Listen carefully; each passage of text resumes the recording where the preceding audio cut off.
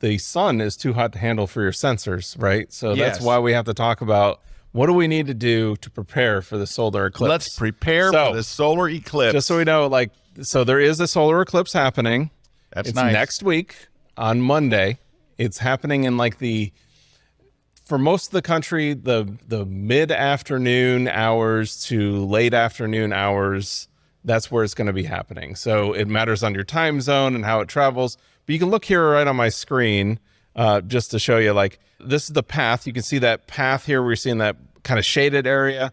That's the path. And then what I've exposed there too is the circle that's around the path is everybody that's going to see partial eclipses. They're going to see. So you're going to see all the way from out in Seattle, Washington, all the way to Florida. You're going to see a partial eclipse.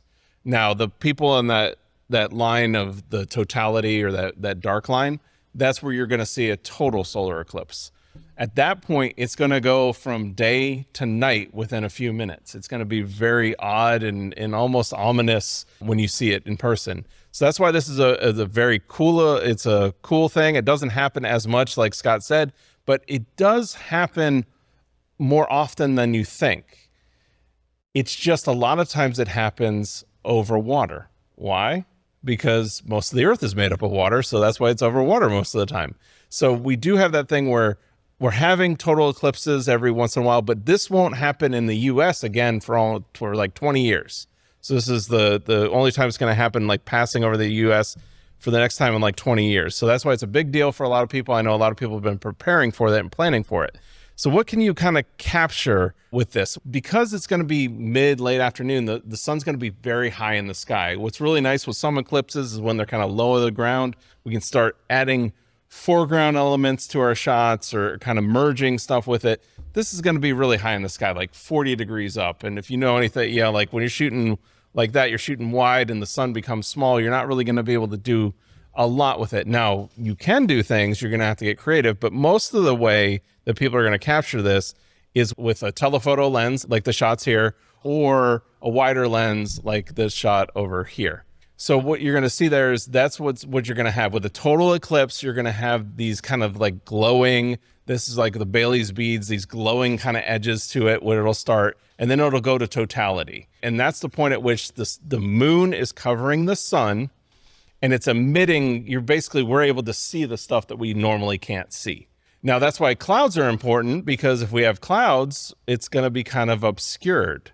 Yes. And then we can kind of show the progression. This is over a couple hours of the progression. Everybody thinks, well, I'm going to be shooting like a time lapse every so often. Like, really, honestly, as a photographer, you're going to be shooting like every 5-10 minutes. You're not going to be shooting a lot. But then this period of time is when all the cool stuff happens. From again, when it just starts with those Bailey's beads is what they're called, those like little sparkles at the end, to totality, to then the other Bailey's beads. And this is the part where you're not using a filter at this point. When the moon is blocking the sun, we're taking our filter off. So we're not shooting with a filter at this point. But when the sun is exposed, like on those yellow parts of the sun there, I have a filter on it. So it's actually filtering out the light, and it's a solar filter, or we can use ND, which we'll get into in a second. Here is what you'd see if like you're not in totality. This is actually from a annular eclipse.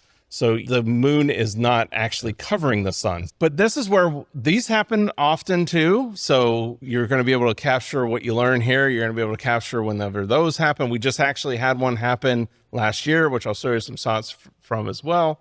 And then we also have lunar eclipses that happen way more often that we can see, where the Earth's shadow falls on the moon, and then we get these lunar eclipses, and we see the progression there. And then, like I was saying, for this eclipse, because it's so high up in the sky, we can do wider shots, but we're really not going to be able to compose a lot of foreground elements in it because it's going to be so high in the sky. And that's where I really recommend like a telephoto lens for this, because you can get this progression of the eclipse, but it's kind of going to be like, that's at totality. It's kind of boring. It's just a little dot in the sky.